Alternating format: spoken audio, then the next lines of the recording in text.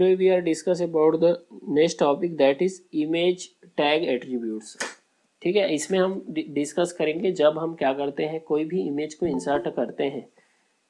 अभी हमने बैकग्राउंड में कल हमने यूज़ करके देखा बैकग्राउंड में, लेकिन आज हमको यूज़ करना है। सपोज किसी इमेज की हमको ज़रूरत है, तो हम इमेज को कैसे इंसर्ट किया जा सकता है वेब पेज के अंदर। तो यहाँ पे इमेज टैग के कुछ एट्रीब्यूट्स, तो इसके 2 एट्रीब्यूट्स होते हैं। फर्स्ट होता है SRC। ठीक है, SRC का फुल फॉर्म होता है स्क्रीन। तो this attributes help to insert image in the web page. जब भी कोई इमेज को हमको वेब पेज में यूज़ करना है तो इमेज के साथ SRC यूज़ करना पड़ेगा। फिर उसके बाद क्या करना है, उस इमेज का लोकेशन आपको देना पड़ेगा। कल मैंने बताया था इमेज का लोकेशन क्या होता है, कि इमेज का लोकेशन क्या होता है, एक पर्टिकुलर प्लेस जहाँ पे इमेज सेव है उसका पूरा कंप्लीट क्या देना पड़ेगा, पाथ देना पड़ता है। उसको क्या बोलता है, बोला जाता है उसको बोला जाता है उसका लोकेशन जहाँ पे वो सेव है। सेकंड, हमको उसका ALT यानी उसके साथ हमको क्या करना है, कुछ लिखना है। ठीक है, some time a web browser to unable to display the image for some reason. कई बार क्या होता है, कुछ इमेजेस हमको शो नहीं हो जाता है। In such a case some text can be display in the place of image. तो ऐसे में क्या होता है, उस इमेज के जगह में अल्टरनेट का मतलब, अगर इमेज शो ना हो तो आप क्या कर पाओगे, उस टेक्स्ट उसकी जगह में कुछ टेक्स्ट लिखा हुआ है। अगर ऐसा अगर होता है कि इमेज आ रहा है तो वो अल्टरनेट तो आएगा ही। ठीक, तो आप अगर कई बार स्क्रीन ना आए, ठीक है, इमेज ना आए, तो उसके क्या, उससे रिलेटेड कुछ इन्फॉर्मेशन वहाँ पे आप दे सकते हो। तो इसको अल्टरनेट टेक्स्ट भी बोला जाता है। तो अभी हम चलो यूज़ करके देखते हैं इससे रिलेटेड प्रैक्टिकल। तो एग्जांपल यहाँ पे पहले कोडिंग को समझ लो। हमारा सबसे पहला कोड होता है वो होता है HTML।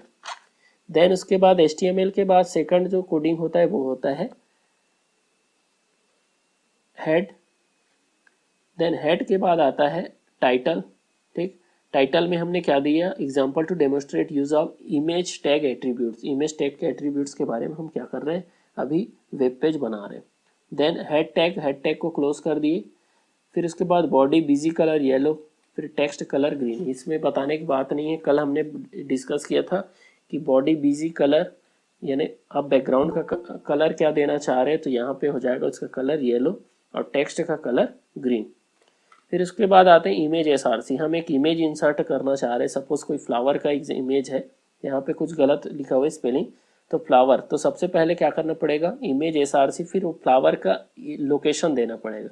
ठीक, तो लोकेशन यहाँ पे एक एग्जांपल के तौर पे दिया हुआ है। सपोज इमेज कहीं पे सेव है तो उसका पूरा लोकेशन आपको देना पड़ेगा। देन उसके बाद एल्ट का मतलब अल्टरनेट, उसके जगह में अगर कई बार इमेज शो ना हो तो उसके साथ कुछ टेक्स्ट लिख दें ताकि वो जो है उसके साथ क्या हो, लिखा रहे।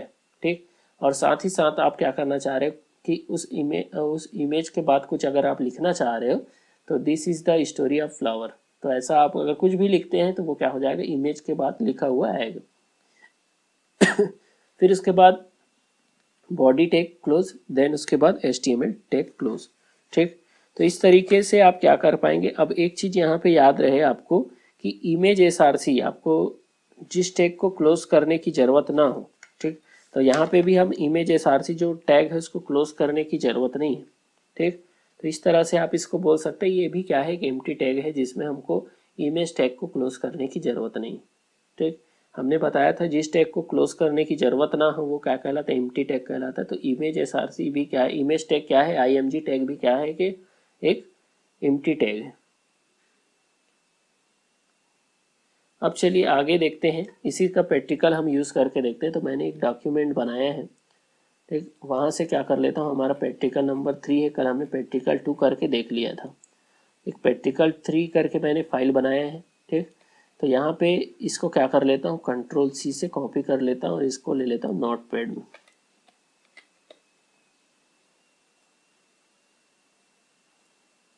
यहाँ पे जाके इसको पेस्ट कर दे रहा हूँ। देखिए अब कोडिंग समझिए आप, ये सारा चीज़ बताने की ज़रूरत नहीं, बार बार ये यूज़ कर रहा हूँ। HTML हेड के बाद टाइटल, जिस नाम से आप क्या करना चाह रहे हो, वेब पेज का नेम देना चाह रहे हो, टाइटल। फिर उसके बाद हेड टैग, बॉडी टैग, यहाँ पे बिजी कलर येलो ग्रीन। फिर इमेज का लोकेशन, देखिए इमेज का लोकेशन क्यों दिया है मैंने, यहाँ पे मैंने C ड्राइव के अंदर एक फ़ोटो सेव किया जिसका नाम रोज़ है। दिखा रहा हूँ मैं आपको, Ctrl+E से यहाँ पे C ड्राइव में मैं एक फ़ोटो, यहाँ पे एक रोज़ दिख रहा होगा, इस फोटो को मैंने क्या किया है, C ड्राइव के अंदर सेव किया है। क्यों किया है, क्योंकि C ड्राइव जो है सबसे जो है वो क्या होगा, इसका लोकेशन जो है हमको इजीली हम लिख सकते हैं। आपको दिख रहा होगा कि अगर इमेज को हम सी ड्राइव में ही सेव कर देते हैं तो हमको ज़्यादा लोकेशन लिखने की ज़रूरत नहीं, सी ड्राइव स्लैश कर देंगे यहाँ पे, देन उसके बाद इमेज का लोकेशन, फिर उसके बाद इमेज का टाइप क्या है, जेपीजी। कल मैंने बताया था कि इमेज के प्रॉपर्टीज़ में जाते हैं हम तो हमको पता चल जाता है कि इमेज किस टाइप का है, जेपीजी है कि पीएनजी है, कौन से फॉर्मेट है। तो यहाँ पे आपको दिख रहा होगा कि इमेज का जो टाइप है वो क्या है, जेपीजी टाइप का है।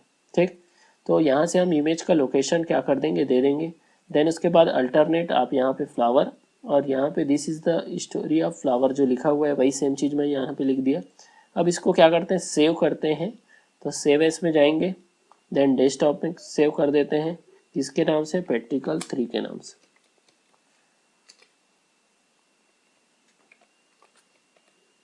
को में क्या करना पड़ेगा, एक्सटेंशन नेम देना पड़ेगा .html।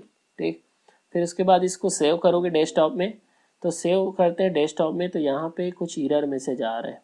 मैसेज क्या आ रहा है कि हमने नोटपैड में सेव करते समय कुछ मिस्टेक किया होगा। फिर से जाते हैं सेव एस, यहाँ पे जाके प्रैक्टिकल 3.html, यहाँ पे डेस्कटॉप, देन सेव।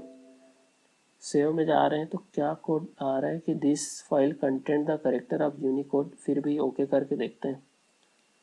डेस्कटॉप में जाते हैं, यहाँ पे प्रैक्टिकल 3 के नाम से फाइल आ गया, इसमें डबल क्लिक करते हैं। डबल क्लिक करते हैं तो देखिए हमारा जो प्रैक्टिकल है वो यहाँ पे शो हो रहा है। ठीक, तो देखिए इसमें क्या होता है कि यहाँ आपने जो टेक्स्ट इमेज के बाद जो लिखा हुआ है this is the flower story, वो क्या हो रहा है, नीचे आपको शो होगा, यहाँ पे शो हो रहा है this is the story of flower. देखो यहाँ पे शो हो रहा है this is the story of flower. अब ये देखिए इमेज के ऊपर डिपेंड करता है कि इमेज का साइज कितना है। अगर आप छोटा साइज का इमेज लोगे तो कम लोकेशन में आएगा। ठीक, तो इस तरीके से आप इमेज को क्या कर सकते हैं, वेब पेज में इंसर्ट किया जा सकता है। अब दूसरा चीज़ यहीं पे हमने पढ़ा था कि इमेज का लोकेशन अगर दिखाई ना दे तो अल्टरनेट में क्या आना चाहिए, उसका नेम आना चाहिए। यूज़ करके देखते हैं यहाँ पे, हम यहाँ पे इसको डी ड्राइव कर देते हैं। चलिए कुछ और दूसरा कर देते हैं, गलत हम यहाँ पे ड्राइव को ही हटा देते हैं। कंट्रोल एस से हम क्या किए, सेव कर देते हैं। सेव करने के बाद यहाँ पे जाके F5 से रिफ्रेश करते हैं। तो जैसे मैंने यहाँ पे रिफ्रेश किया, देखिए यहाँ पे ये एरर मैसेज आ रहा है कि इमेज का लोकेशन नहीं मिल पा रहा है, और अल्टरनेट में हमने जो लिखा हुआ है फ्लावर वो यहाँ पे लिख के आ गया। ठीक, बाकी जो था ये तो अलग से था कि this is the story of flower, लेकिन जब इमेज शो ना हो तो उस कंडीशन में अल्टरनेट में क्या आएगा, जो आपने टेक्स्ट लिखा हुआ है वो टेक्स्ट आ जाएगा। यहाँ पे फ्लावर लिखे, फ्लावर की जगह हम कुछ और लिखेंगे तो वो वहाँ पे आ जाएगा। ठीक है, तो यहाँ पे अगर हम लिख देते हैं एरर, कंट्रोल एस से सेव कर देते हैं, देन यहाँ पे जाके F5 से रिफ्रेश करते हैं, तो देखिए यहाँ पे एरर हमने लिखा तो एरर आ गया। ठीक, तो इस तरीके से आप क्या कर सकते हो, इमेज को इंसर्ट किया जा सकता है। किसी भी इमेज को इंसर्ट करने का तरीका क्या है, जैसे मैं कोई और इमेज जो मेरे पास है उसको इंसर्ट करना चाह रहा हूँ, देखिए कैसे इंसर्ट करेंगे। आपको डबल जो है डबल इन्वर्टेड कॉमा के बीच में लिखना है। ठीक, दोनों साइड से डबल इन्वर्टेड कॉमा क्या होना चाहिए, ओपन होना चाहिए, क्लोज होना चाहिए। देन उसके बाद इमेज का लोकेशन आप कैसे, एक इमेज में देख लेता हूँ कहाँ पे इमेज सेव है। मैं डाउनलोड में जाता हूँ, बहुत सारे इमेज है मेरे पास। डाउनलोड में यहाँ पे ओएस में गया तो यहाँ पे मेरे पास बहुत सारे इमेजेस है। ठीक, तो किसी भी इमेज को यहाँ पे मैं ये वाले इमेज को इंसर्ट करना चाह रहा हूँ। ठीक, तो इस इमेज को इंसर्ट करना चाह रहा हूँ तो क्या करूँगा, यहाँ पे इस इमेज का रीनेम कर ले रहा हूँ क्योंकि बहुत लंबा चौड़ा नाम है। तो इसका नेम मैं क्या कर देता हूँ, इसको रीनेम कर दे रहा हूँ, इसको कर दे रहा हूँ स्टूडेंट। ठीक, अब इस इमेज को आप चाहो तो कहीं दूसरे प्लेस पे भी ले जा सकते हो। मैं इसको ले जाता हूँ कॉपी करके डेस्कटॉप में, यहाँ पे सेव कर दे रहा हूँ। ठीक, ताकि मेरे को ज़्यादा प्रॉब्लम ना हो इमेज को सेलेक्ट करने में। डेस्कटॉप में ले गया, डेस्कटॉप में आपको शो हो जाएगा, यहाँ पे इमेज आ गया, स्टूडेंट नाम का दिख रहा है। ठीक, तो इस इमेज को देखिए, स्टूडेंट नाम का जो फोटो था वो कहाँ पे आ गया, डेस्कटॉप में आ गया। अब इसका देख लो प्रॉपर्टी कहाँ पे सेव है, इसको पूरा डिटेल में जाएंगे आप तो इमेज का लोकेशन आपको पता चल जाएगा कहाँ पे है। C drive users, then Ajay, और फिर उसके बाद स्पेस के साथ डी, जैसा नेम लिखा हुआ है सेम टू सेम आपको क्या करना पड़ेगा, लिखना पड़ेगा। तो मैं यहाँ से जाके उसका पूरा कंप्लीट एड्रेस लिख दे रहा हूँ। सी ड्राइव के बाद डबल सेमी कॉलम, देन उसके बाद स्लैश, फिर उसके बाद यूजर्स, देन उसके बाद AJAY space capital D, then उसके बाद है डेस्कटॉप, देन उसके बाद इमेज का नेम। इमेज का नेम क्या है, इमेज का नेम भी आपको ध्यान रखना है कैपिटल में लिखा है कि स्मॉल में, तो एस कैपिटल है, ठीक। तो यहाँ से लिख दूंगा स्टूडेंट, STUDENT स्टूडेंट, और उसके बाद मेरे को लिखना है यहाँ पे स्टूडेंट के बाद उसके स्टूडेंट जो इमेज है उसका कौन सा फॉर्मेट है। तो जनरल में जाएंगे तो आपको पता चल जाएगा .jpg फॉर्मेट है, ठीक। तो यहाँ से डाके आप .jpg, ठीक। याद रहे कोई भी मिस्टेक नहीं होना चाहिए, फॉर्मेट भी अगर आप गलत लिखते JPG लिखना जरूरी है, ठीक। फिर उसके बाद हम इमेज को क्या कर देते हैं, Ctrl+S से सेव कर देते हैं।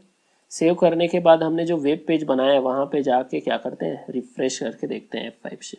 तो रिफ्रेश करेंगे तो वो जो इमेज है वो क्या हो जाएगा, वेब पेज के अंदर आ जाएगा, दिख रहा होगा आपको, ठीक। तो इस तरीके से आप किसी भी इमेज को क्या कर सकते हैं, वेब पेज में आसानी से लाया जा सकता है, ठीक। तो इमेज को इंसर्ट करने के लिए आपको कौन सा टैग यूज़ करना पड़ेगा, इमेज SRC यूज़ करना पड़ेगा। और यहीं पे मैंने बता दिया कि इमेज जो टैग है वो क्या है, IMG जो टैग है वो क्या है, वो टैग जो है एम्प्टी टैग है, इसको क्लोज करने की ज़रूरत नहीं है। इमेज इंसर्ट करने का तरीका कि आप इमेज को क्या करेंगे, लोकेशन आपको याद रखना है, अदरवाइज लोकेशन गलत हो जाएगा तो वहाँ पे एरर आ जाएगा, ठीक। इमेज जो है इंसर्ट नहीं हो पाएगा, एक लोगो आ जाता है एरर का, फिर इमेज जो है वहाँ पे शो नहीं होगा, ठीक। फिर उसके बाद आते हैं, देखिए यहाँ पे एक इन्फॉर्मेशन बाइट दिया है, मैं आपको स्टडी करके बता दे रहा हूँ, यहाँ से रीड कर रहा हूँ, आप लोग सुनेंगे। It is the browser that actually get the image from the web server. हम जो वेब पेज में कोई भी वेबसाइट ओपन करते हैं, जैसे मैंने बताया था आपको कि गूगल के अंदर हम जाएंगे, ठीक। फिर गूगल को जब हम ओपन करते हैं, यहाँ पे हमको सपोज इमेज सर्च करना है, तो इमेज सर्च करना रहता है तो हम क्या करते हैं, यहाँ पे हम सर्च करते हैं, जैसे कल मैंने बताया था रोज़, ठीक। या फिर हमको हार्ड डिस्क का इमेज देखना है, हार्ड डिस्क कैसे दिखता है, ठीक। हार्ड डिस्क हमने सर्च किया, सर्च करने के बाद यहाँ पे चले जाते हैं हम इमेज में, ठीक। ऑल, शॉपिंग और बहुत सारे ऑप्शन आते हैं, इमेज, पूरा इमेज देखना है तो हम इमेज में चले जाते हैं। इमेज में जाने के बाद आपको पूरा इमेज शो होगा हार्ड डिस्क का, ठीक। तो एक्चुअल में ये जो इमेज शो हो रहा है वो कहाँ से शो हो रहा है, कहीं ना कहीं वेब सर्वर में ये सेव है। तो यही चीज़ बताया गया है, जब भी हम किसी वेब ब्राउज़र को ओपन करते हैं तो वेब ब्राउज़र में कोई भी इमेज शो होता है तो वो कहाँ पे शो होता है, कहीं ना कहीं सेव रहता है, वेब सर्वर में सेव रहता है। And insert into the page at the time when the web page is loaded. और जब वेब पेज को बनाया जाता है तो वो इस इमेज को भी उस वेबसाइट में, जैसे आप अगर वेबसाइट बनाते हैं, जैसे हमारे स्कूल का वेबसाइट बना है तो स्कूल के वेबसाइट में जाएंगे तो वहाँ पे कुछ इमेजेस डले होंगे, ठीक। यहाँ पे कुछ इमेजेस डले हुए हैं, mahanadi.academy.in में जाएंगे आप, तो जब भी आप वेबसाइट बनाएंगे तो क्या करना पड़ता है, उसके साथ उस इमेज को भी क्या करना पड़ेगा, लोड करना पड़ेगा, वहाँ पे डालना पड़ेगा, ठीक।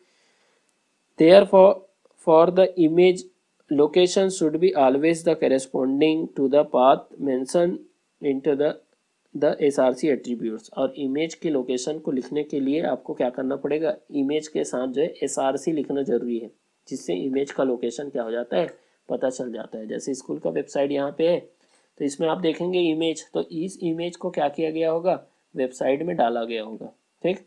तो इस तरीके से जब कोई भी वेबसाइट बनाया जाता है तो उसमें क्या किया जाता है, जो इमेज को डाला जाता है और उसके बाद उसका लोकेशन, अभी तो हमने किसका लोकेशन दिया, हमारे कंप्यूटर का, लेकिन जब हम क्या करेंगे, वेब पेज हम किसी वेबसाइट में अपलोड करने के लिए बनाएंगे तो किसका लोकेशन डालेंगे, उस वेब सर्वर का लोकेशन डालेंगे जहाँ पे क्या है, सारे इमेजेस जो है सेव है। तो इस तरीके से याद रखना है आपको, केवल समझना है कि जो भी इमेज जो सेव रहता है वेबसाइट में उसका क्या होता है, हर एक इमेज का एक लोकेशन होता है जो किस में सेव होता है, वेब सर्वर में सेव होता है। नेक्स्ट टैग में आते हैं, वो है एंकर टैग। एंकर टैग का मतलब क्या होता है कि हम जब कोई भी, एंकर का मतलब हो रहा है कि जब हम इंटरनेट से रिलेटेड किसी वेबसाइट में जाते हैं तो वेबसाइट में आपने देखा होगा कि जैसे मैंने गूगल में अभी सर्च किया कोई भी टॉपिक, तो वो क्या होता है, उसके अंदर नीचे एक जो है ब्लू कलर का एक अंडरलाइन आता है, जैसे अब यहाँ पे गए हम, ठीक, यहाँ पे गए, अभी मैं जाता हूँ ऑल वेबसाइट में। तो ऑल वेबसाइट में जाने के बाद आपको दिख रहा होगा जहाँ पे हमको क्लिक करना है उसी पे क्लिक कर पाएंगे जहाँ पे ब्लू कलर का लाइन है। मैं कहीं पे भी क्लिक नहीं कर सकता, ठीक। अगर मैं ब्लू कलर के लाइन के ऊपर में क्लिक करता हूँ तो डायरेक्टली क्या हो जाएगा, मेरा मैं जो है कहाँ पे पहुँच जाऊँगा, यहाँ पे देखो क्लिक कर रहा हूँ तो कुछ नहीं हो रहा है। लेकिन मैं जाके यहाँ पे क्लिक करता हूँ ब्लू कलर के लाइन के साइड में, तो क्या हो जाएगा, एक नया वेबसाइट ओपन हो जाएगा। तो इसी को क्या बोला जाता है, एंकर बोला जाता है, ठीक। तो एंकर पे जो है के थ्रू ही क्या कर पाते हैं, हम किसी भी वेबसाइट को ओपन कर पाते हैं। तो एंकर टैग क्या करता है, it is the content of tag, it is help to define anchor या लिंक। किसी भी वेब पेज का लिंक को डिसाइड करने के लिए किसका यूज़ किया जाता है, एंकर टैग का यूज़ किया जाता है। The line could be to another document और टू अनदर लोकेशन, जिसमें क्या होता है, दूसरे वेबसाइट का लोकेशन रहता है। देखो हमने तो अभी वेबसाइट ओपन किया था, हार्ड डिस्क वाला जो है हमने लिखा था वहाँ हार्ड डिस्क, लेकिन जब हमने क्लिक किया तो क्या हो गया, दूसरा वेबसाइट ओपन हो गया। तो इस तरीके से हम वो ब्लू कलर के जो लाइन रहता है उसके ऊपर क्लिक करके क्या करते हैं, दूसरे वेबसाइट के ऊपर डायरेक्टली जा सकते हैं, ठीक। तो इसके कुछ एट्रीब्यूट्स होते हैं, जैसे आपको सबसे पहला मिल जाएगा HREF, ठीक, HREF। तो ये एट्रीब्यूट्स क्या करता है, क्रिएट ए हाइपरलिंक क्रिएट करने के काम में आता है। That value that it make in the location of the web www world wide web two which link points. देखते हैं अभी यूज़ करके HREF जो टैग है उसका यूज़ करने से क्या होता है, हाइपरलिंक। फिर उसके बाद second, name. This attribute help to create a bookmark. अगर आप बुक मार्क का मतलब होता है कि कई जैसे इंपॉर्टेंट वेबसाइट होता है जिसको हम अपने मोबाइल में सेव करके रखना चाहते हैं, तो उसको बोला जाता है बुक मार्क। अगर आप बुक मार्क क्रिएट करना चाह रहे हैं तो उसके लिए आप क्या कर सकते हैं, नेम एट्रीब्यूट्स का यूज़ कर सकते हैं। The value that take the location within the same document to which is link point, जिससे आप क्या कर सकते हैं, कई सारे वेबसाइट के एड्रेस वहाँ पे लिख सेव करके रख सकते हो। Next, target. टारगेट का मतलब वो लोकेशन जहाँ पे आपको क्या होना चाहिए, ओपन होना चाहिए। देखते हैं यहाँ पे दो चीज़ यूज़ करके देखेंगे, HREF टैग और टारगेट टैग। तो इसके लिए यहाँ पे एग्जांपल दिया गया है, मैं डायरेक्टली जाऊँगा जहाँ पे मैंने एक वेब पेज बनाया है उसके ऊपर। चलिए यहाँ पे प्रैक्टिकल नंबर 4 मैं वहीं पे बताऊँगा आपको क्या हो रहा है। इसको मैं कॉपी कर ले रहा हूँ। कॉपी करने के बाद नोटपैड में जाता हूँ, यहाँ से इसको हटा के नया सेव कर लेता हूँ। देन उसके बाद जाता हूँ फाइल में, जाके सेव एज करता हूँ, डेस्कटॉप में जाता हूँ। देन यहाँ पे इसको प्रैक्टिकल पार्ट 4 कर देता हूँ .html और इसको सेव करता हूँ और ओके कर देता हूँ। अब देखो पहले इसको समझ लेते हैं क्या हुआ है। HTML tag, head tag, title tag, इसको बताने की ज़रूरत नहीं है। फिर उसके बाद आते हैं, हम यूज़ किए एंकर टैग, ए टैग का यूज़ किए हैं। एंकर टैग का एट्रीब्यूट्स है HREF। फिर उसके बाद आपको क्या करना है, उस वेबसाइट का लोकेशन देना है जिसको हम ओपन करना चाह रहे हैं, ठीक। फिर उसके बाद टारगेट। टारगेट क्या रहेगा, टारगेट रहेगा कि अभी जब हम ओपन करेंगे तो वो ब्लैंक पेज में ओपन होना चाहिए, यानी एक नया पेज ओपन होना चाहिए, ठीक। और उसके बाद हमने क्या कर दिया, क्लिक टू हियर। अब वहाँ पे एक ऑप्शन लिखा रहेगा जिसके ऊपर हम क्लिक करेंगे तो क्या ओपन हो जाएगा कि ये जो वेबसाइट का नेम लिखे हैं HREF में वो क्या हो जाएगा, ओपन हो जाएगा। इसको Ctrl+S से सेव कर देते हैं। देन जाके हम क्या करते हैं, उस पेज को जो हमने बनाया है डेस्कटॉप में उसको क्या करते हैं, ओपन करके देखते हैं। तो देखिए यहाँ पे जो हमने जो कोडिंग किया है उसको समझ लेते हैं। कोडिंग में क्या लिखा हुआ है, अगर click here to reach Pixabay, ठीक है, एक वेबसाइट का नेम है पिक्साबे जहाँ से इमेज डाउनलोड करते हैं। अगर आप यहाँ पे क्लिक करते हैं तो आप कहाँ पहुँच जाएंगे, डायरेक्टली पिक्साबे के वेबसाइट में पहुँच जाएंगे, ठीक। अब उसके लिए हमने क्या किया है, अगर हम क्लिक करते हैं तो कहाँ पे जाएंगे, देखिए HREF के अंदर जो लिखा रहता है उसी वेबसाइट के अंदर जाएंगे। अगर मैंने पिक्साबे लिखा है लेकिन यहाँ पे मैं लिख देता हूँ www.google.com, तो मैं google.com में चला जाऊँ, भले यहाँ पे लिखा क्या है इसके ऊपर डिपेंड नहीं करता है। तो कई बार हमारे पास जो क्या आते हैं, कुछ क्लिक करने के लिए ऑप्शन आता है, जैसे आपने सुना होगा कि मोबाइल में यहाँ पे क्लिक करोगे 5000 जीतो, तो दिखा अलग रहता है और जाते कहाँ हैं, हम किसी ऐसे वेबसाइट में चले जाते हैं जहाँ हैक होने के चांसेस होते हैं। तो ये किसके थ्रू बनाए रहते हैं, ये इसी वेब पेज को बनाने के टेक्निक होता है लिखा कुछ और रहता है लेकिन हम क्लिक करते हैं तो कहीं और चले जाते हैं।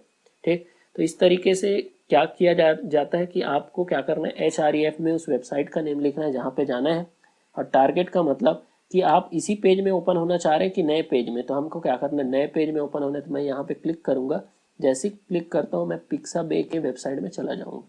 ठीक, आप चाहते हो कि दूसरा वेबसाइट ओपन करना चाह रहे हो, यहाँ पे तो लिखा पिक्साबे है, लेकिन आप यहाँ पे www.google.com कर देते हैं, www.google.co.in, ये इंडिया का गूगल का वेबसाइट है। Ctrl+S कर देते हैं। देन यहाँ पे हम जाके क्या करते हैं, यहाँ पे क्लिक करते हैं। तो क्लिक करेंगे तो हम गूगल के वेबसाइट में चले जाएंगे। यहाँ पे कुछ एरर मैसेज आ रहे हैं, F5 से रिफ्रेश करते हैं तो देखिए यहाँ पे हम गूगल के वेबसाइट में आ गए। ठीक है, तो आपको क्या करना है, HREF के अंदर उस वेबसाइट का नेम लिखना है जहाँ पे जाना है, और इसको तो हमेशा टारगेट को क्या लेके चलना, ब्लैंक। इसका मतलब एक नया पेज ओपन होना चाहिए। आपने देखा होगा हर एक हाइपर लिंक के ऊपर हम जब क्लिक करते हैं तो एक नया वेब पेज क्या होता है, ओपन होता है। ब्लैंक नहीं डालोगे तो इससे क्या हो जाएगा कि उसी पेज में ओपन होगा। जैसे अभी मैं क्लिक कर रहा हूँ तो इसी पेज में ओपन होगा। ठीक है, तो आपको वहां पे टारगेट का मतलब होता है कि आप कौन से नया पेज में ओपन करना चाह रहे हो कि उसी वेब पेज में ओपन करना चाह रहे हो। ठीक है, तो आपको उसको ब्लैंक लेके चलना है टारगेट को। अगर मैं यहाँ पे ब्लैंक को हटा देता हूँ, चलिए करके देखते हैं। यहाँ पे टारगेट को मैं टारगेट को ही हटा देता हूँ, चलिए, और Ctrl+S से सेव कर देता हूँ, ओके करता हूँ। देन जाके यहाँ पे इसको रिफ्रेश कर देता हूँ, जाके रिफ्रेश कर दिया। अब देखो यहाँ पे क्लिक करूंगा तो इसी के ऊपर आ रहा है, इसी के नया टैब ओपन नहीं हो रहा है। ठीक, जबकि पहले क्या हो रहा था, एक नया टैब ओपन हो रहा था। देखिए यहीं पे ओपन हो रहा है। ब्लैंक करने से क्या होता है कि एक नया टैब ओपन हो जाता है। तो दोनों में डिफरेंस यही है कि अभी जो मैं ओपन कर रहा हूँ उसी टैब में ओपन हो रहा है, जबकि पहले वाले में क्या था, एक नया टैब ओपन हो रहा था। ठीक, तो देखो यहाँ पे एक, अभी मैं इसको फिर से क्या कर दे रहा हूँ, उसी पुराने फॉर्मेट में लाता हूँ, देखते हैं। टारगेट जो है ब्लैंक कर देते हैं, Ctrl+S से सेव कर देते हैं। देन जाके यहाँ पे F5 से रिफ्रेश करते हैं। देन यहाँ पे क्लिक करता हूँ तो देखिए एक नया टैब ओपन हो रहा है। तो दोनों में डिफरेंस यही है, टारगेट अगर हम ब्लैंक लेके चलते हैं तो क्या हो जाएगा, नया पेज ओपन हो जाएगा। ठीक, तो ये समझ आ गया। चलिए, तो आज के लिए बस इतना लेके चलते हैं।